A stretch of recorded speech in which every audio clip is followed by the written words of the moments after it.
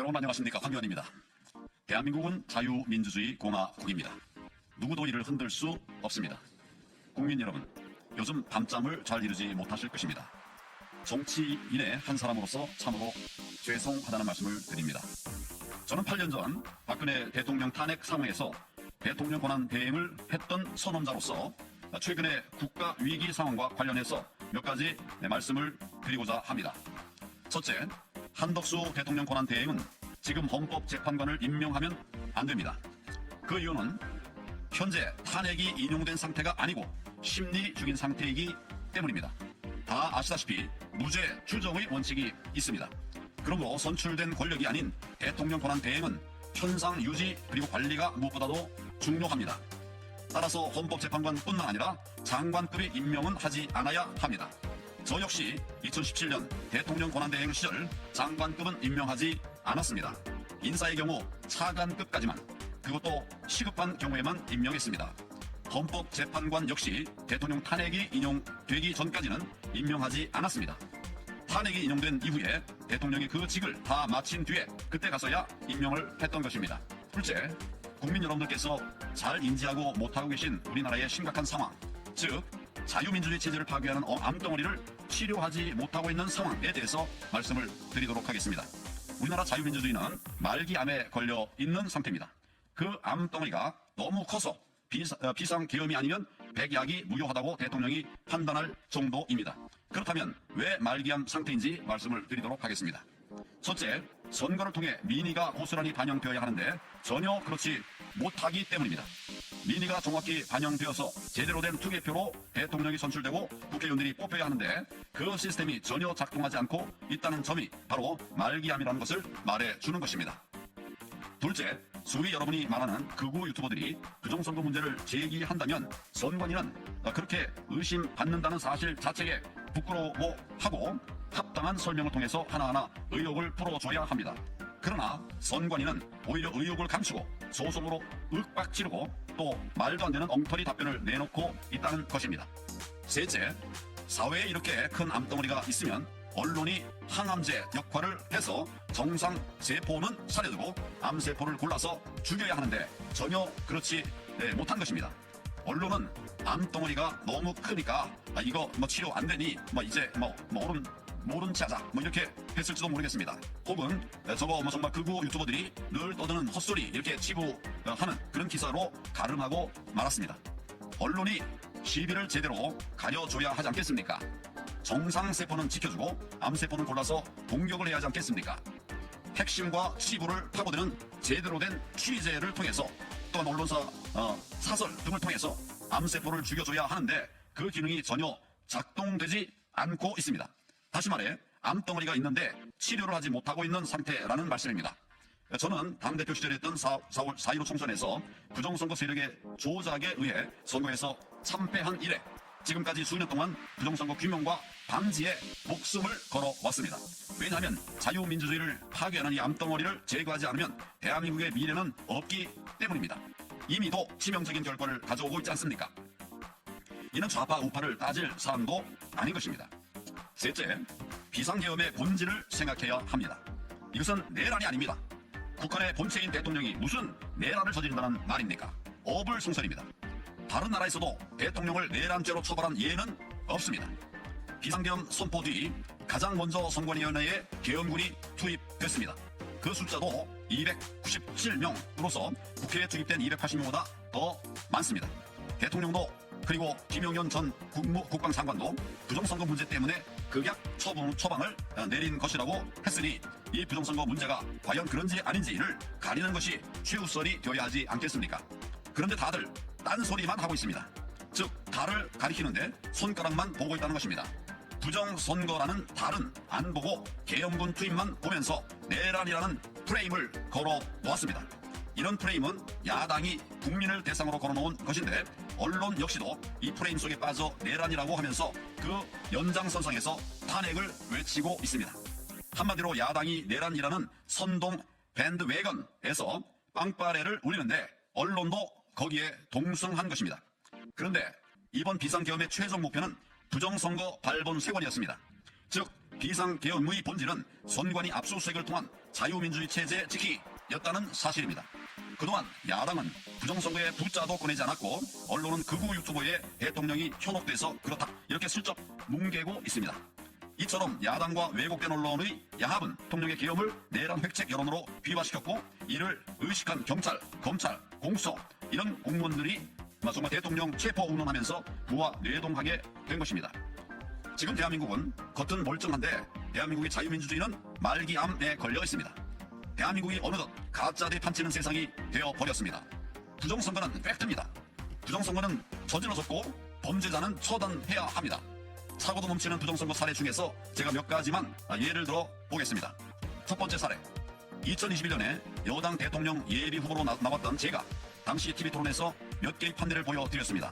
4.15 총선 재검표 현장에서 제가 직접 가서 제 눈으로 똑똑히 보았던 빳빳한 신권다발 뭉치, 빳빳한 신권다발 뭉치 투표지를 보여드렸습니다. 이것은 부정선거를 확신할 수 있게 해주는 그런 증거 사진이었습니다. 그런데 이것이 문제가 커지자 선관위가 홈페이지를 통해서 답변을 내놓았습니다. 그 답변이 무엇인지 여러분 혹시 아십니까? 선관위는 투표용지로 형상이 복원되는 특수용지를 사용했다고 그랬기 때문이라고 그렇게 버젓이 거짓 답변을 했습니다. 그러나 세상에 그런 종이는 없습니다. 사례입니다. 선관위 홈페이지에 들어가 보면 유효표와 무효표의 판정 기준이 나와 있습니다. 그런데 여기에 투표지에 투표관리관 도장 날인 없이 기표된 것도 유효표라고 설명되어 있습니다. 투표지에 투표관리관 도장 날인이 없는데도 그렇게 기표가 되고 유효하다 이렇게 설명하고 있습니다. 이러면 얼마든지 가짜 표지를 만들어낼 수 있다는 말입니다. 그것을 막으려고 투표관리관 개인 도장을 찍으라고 법에 명시되어 있는데 말입니다. 왜 이런 말도 안 되는 일이 벌어졌는지 혹시 여러분 아십니까? 그 이유는 현 노태악 선관위원장이 4.15 총선 오산시 재검표 현장에서 내렸던 엉터리 판정 때문입니다. 당시 노태악 현 선관위원장은 어처구니 없게도 투표관리관 도장 날인이 없는 투표지 8장을 유효표로 판정했던 것입니다. 말도 안 되는 짓을 한 것이죠. 세 번째 사례입니다. 사전투표함은 헝겊으로 된 자루형인데 이거 당일 투표함은 플라스틱으로 돼 있는 것을 여러분들 아시리라고 생각합니다. 왜 투표함이 이렇게 다른지 정말 이상하지 않습니까?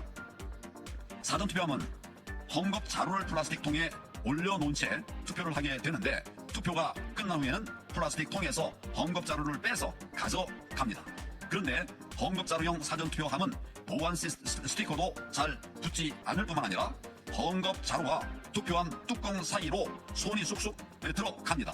바꿔 말하면 얼마든지 가짜 투표지를 집어넣을 수 있다는 말입니다. 또 사전투표를 누가 했는지 몇 명이 했는지 이런 것을 확인할 수 있는 자료는 그 어디에도 없습니다. 오직 중앙선관위 서버만이 그 답을 알고 있을 뿐입니다. 그런데 선관위는 그 서버의 공개를 철저히 숨기고 있습니다.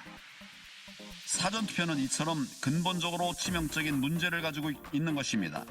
부정선거의 원흉이 되고 있는 것입니다.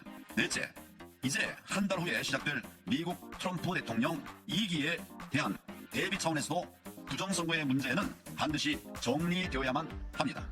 트럼프 대통령은 후보 시절부터 줄기차게 부정선거 세력 척결을 공언해 왔습니다. 트럼프 대통령 취임 후 한미 간 신뢰의 바탕 위에 한미 동맹을 돈독히 하기 위해서라도 우리나라의 부정선거 세력을 척결하는 것이 필수적입니다.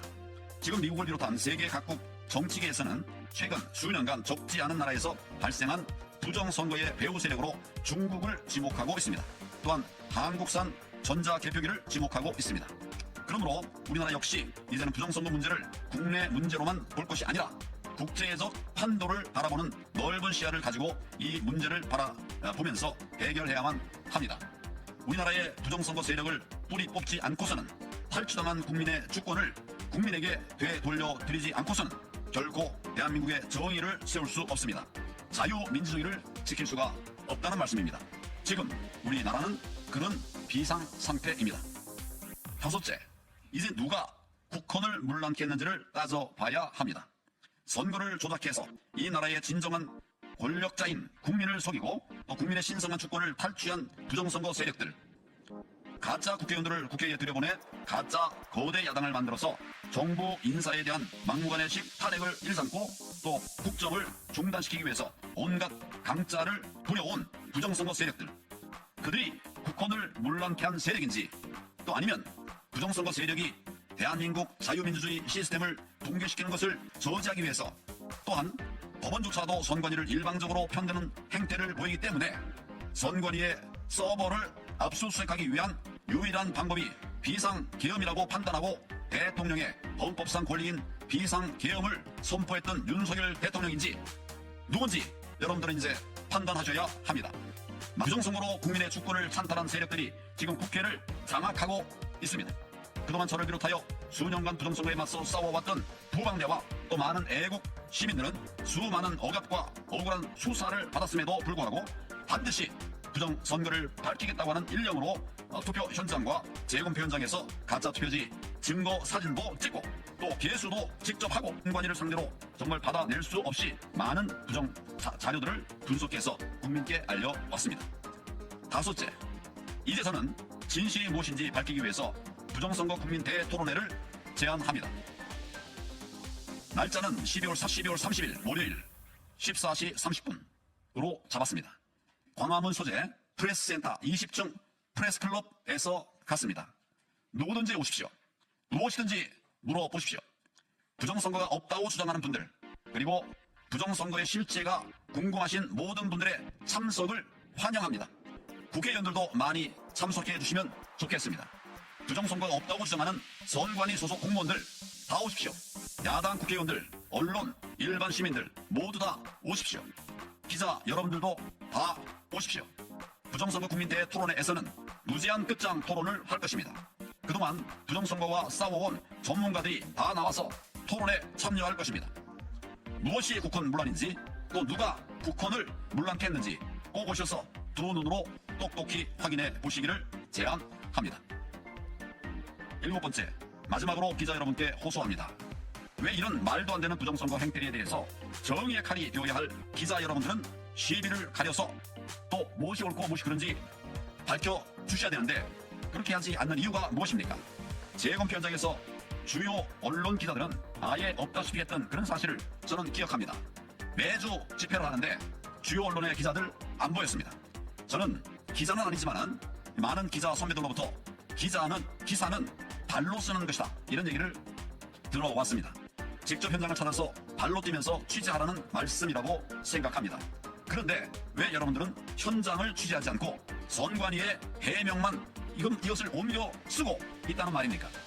용감한 기자들, 사명감에 불타는 기자들의 정론 즉피를 기다리고 있습니다. 이 기다림의 시간이 길지 않기를 바랍니다. 정의가 하늘을 울릴 것입니다.